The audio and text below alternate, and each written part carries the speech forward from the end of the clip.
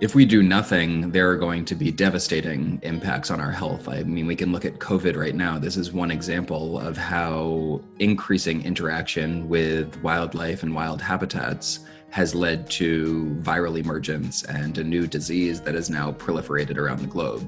And so, what is on everyone's mind right now, COVID, this is an example of a planetary health interaction of how we are disturbing traditional environments and how there are kind of emerging diseases that are driven by that.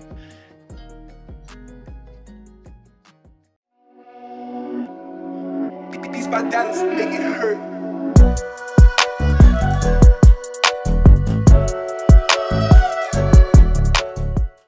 Climate change is no longer that fuzzy concept we thought about. There have been record floods in both Europe and Africa, devastating fires in California, and even massive heat waves here in India.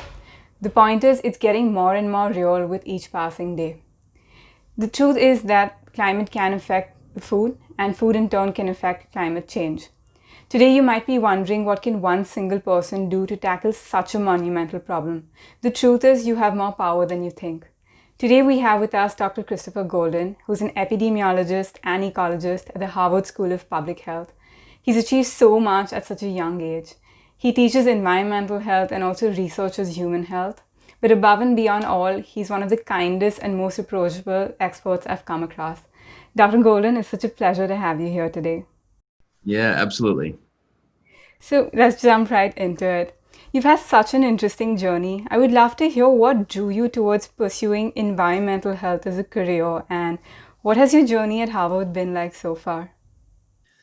You know, it's interesting. I think that what I was immediately drew to this subject area just really started in my childhood. I would go on nature walks with my mom, and I always felt really connected to the outdoors.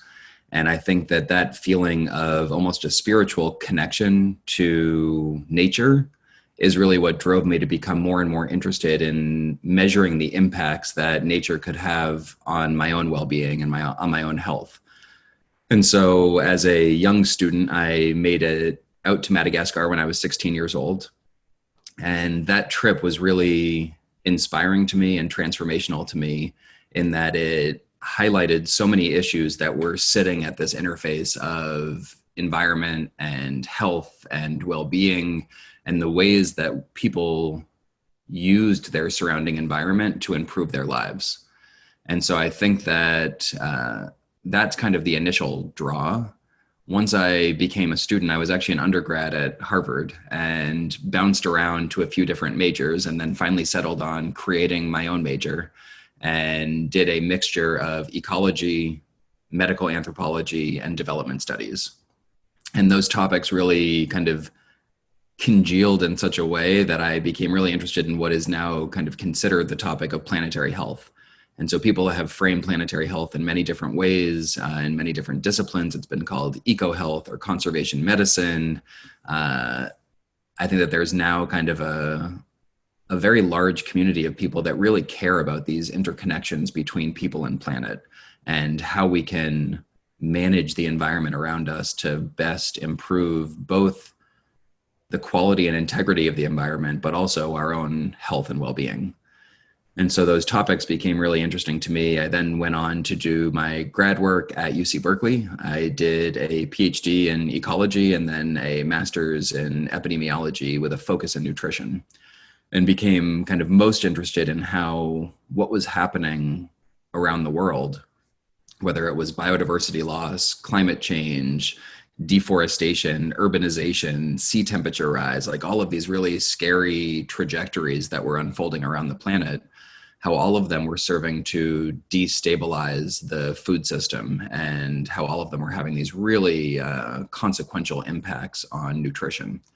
And so that kind of brought me back to Harvard to do a postdoc in nutritional epidemiology at the Harvard Center for the Environment, and to really look at these impacts on human nutrition and human health that are driven by environmental change. And now I'm very fortunate to have a professorship in the nutrition department, as well as the Department of Environmental Health and Global Health and Population. And I'm really trying to get students engaged in this topic as well. Absolutely, that's so impressive. Dr. Golden, very often we use terms like climate change and global warming interchangeably. Are they the same thing or are they different entities? Yeah, so climate change and global warming are definitely two different things. Climate change is kind of the phenomenon that is happening. Sometimes it will lead to warming in most cases, but there's also a lot of other impacts that fall under climate change. So there is increasing sea temperature rise, there's coral bleaching, there's increased kind of tropical storm events. There's so many different things that are captured within climate change. And then climate change is an umbrella, but then environmental change is kind of an even broader umbrella. And so where I sit is I not only focus on climate change, but on broader environmental change, where I'm interested in land use change, deforestation, biodiversity loss, all of those different elements and trajectories that are happening around the world. Absolutely. And what, in your opinion, would be some of the economic, environmental, societal, and political impacts if we do nothing to slow this issue down? If we do nothing, there are going to be devastating impacts on our health. I mean, we can look at COVID right now. This is one example of how increasing interaction with wildlife and wild habitats has led to viral emergence and a new disease that is now proliferated around the globe. And so, what is on everyone's mind right now, COVID, this is an example of a planetary health interaction of how we are disturbing traditional environments and how there are kind of emerging diseases that are driven by that. If we take your home country of India, we can look at how increasing freshwater scarcity that is driven by climate change has led to food system collapses and has then led to a kind of rising epidemic of farmer suicides. And so that really is a planetary health interaction. It is how climate change is destabilizing food systems with devastating health impacts. I can't thank you enough for mentioning that because I think that's a topic we don't talk about. These hard conversations are the ones we don't want to have. But are we at a point of no return when it comes to climate change? Because I saw that clock that says we have about 7 years or so left. What does that really mean? I think that we are at a point of no return to have some sort of climate change impact. Like we need to begin preparing and mitigating and adapting to different types of climate change impacts. However, we are in control of our destiny. We do have the potential of really transforming the way that we act as a society to help curb the impact that climate change will have. And so, yes, there will be an effect, but no, it's not too late to make that effect something that is lesser than what it would be with no action. Absolutely. And we know that this has such a widespread impact, from everything to the food system, to the government, to economies. But what are some possible ways to reverse this or manage it or even do some damage control right now? I mean, there are so many things that we can do. So if you think about COVID specifically, there are ways that we could be regulating wildlife trade. There are ways that we could be mitigating the amount of deforestation that is attributed from logging, mining, or agricultural expansion. There are ways that we could be banning certain types of hunting. There's a whole multitude of different ways in which we could be slowing the potential impacts of our increasing encroachment on wild habitats. And all of those will have the very beneficial indirect impacts of reducing the kind of transmission exposure to novel disease. One of the major kind of drivers of this is our food system. So our food system and consumption patterns are leading to more and more land use change, more and more kind of animal source food consumption drives a whole host of consequent impacts on our environmental systems and leads to increasing contact and communication with animals in an unhealthy way. And so that can definitely be seen as a way of kind of mitigating those types of impacts in the future. Certainly. And you mentioned food. What are some of the food items or produce that have the largest impact on climate change and how it contributes to global warming?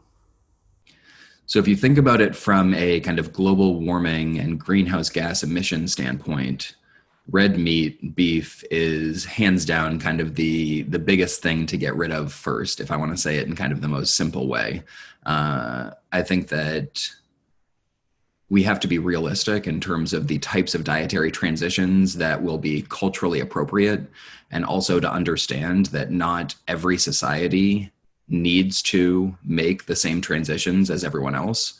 For instance, the work that I do in Madagascar, I would certainly never recommend people to stop eating meat or to eat less meat, because where they sit in terms of a distribution of nutritional adequacy is so far below the curve, where they really need those types of food items to attain nutritional sufficiency.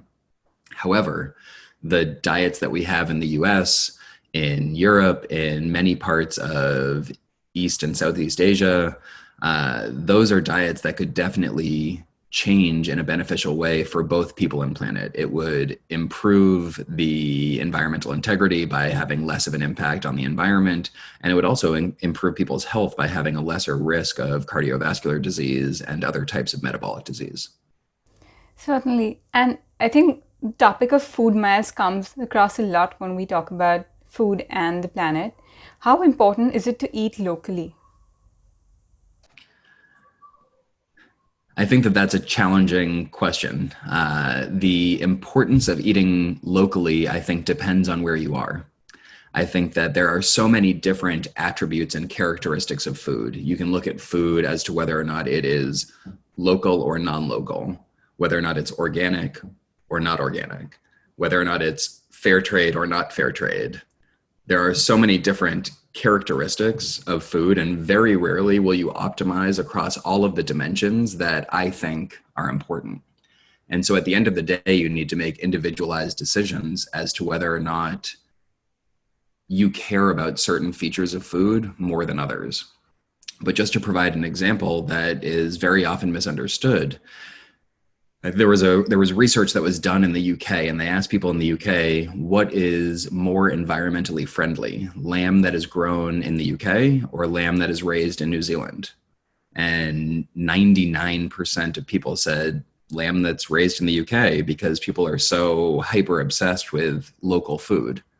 And yet, because the lamb that is raised in the UK is very often grain fed in feedlots, and the lamb that is raised in New Zealand is fed on grass and is free range, the transportation impact on the environment from carrying the lamb from New Zealand to the UK was tiny in comparison to the enormous impact of raising the grains, feeding the grains to the lamb, and all of the kind of different processes that go into actually creating meat that is kind of right for human consumption. And so you really need to take into account this entire life cycle of an animal, or the entire life cycle of how food is produced, in order to make informed decisions. And so that's why I'm very hesitant to say whether or not something that is local, non-local, or whatever kind of dynamic that is trendy to talk about with regard to food is better or worse. It is all situationally dependent, and we need to come up with common and standardized metrics to measure food, so that people can then make informed decisions. At the end of the day, there are still basic things that you can say, like, yes, eating a vegetable is going to be kind of more environmentally beneficial than eating a cheeseburger. Yes, but you really need to understand some of the dynamics of food production in order to make an informed decision. Mm-hmm. Dr. Golden, you made such an interesting point that the food system entails everything from how food is produced and grown right till how it lands up onto your plate. It's not just one aspect of it. Recently, plant-based diets have been called the future of food by various advocates. However, there's been a lot of pushback from the meat and dairy industry, and also individuals who largely consumed animal-rich diets for years. What is your opinion on particularly dairy and plant-based eating? Should we reduce our meat intake? Should we switch to better quality meat? Should we eliminate the consumption entirely?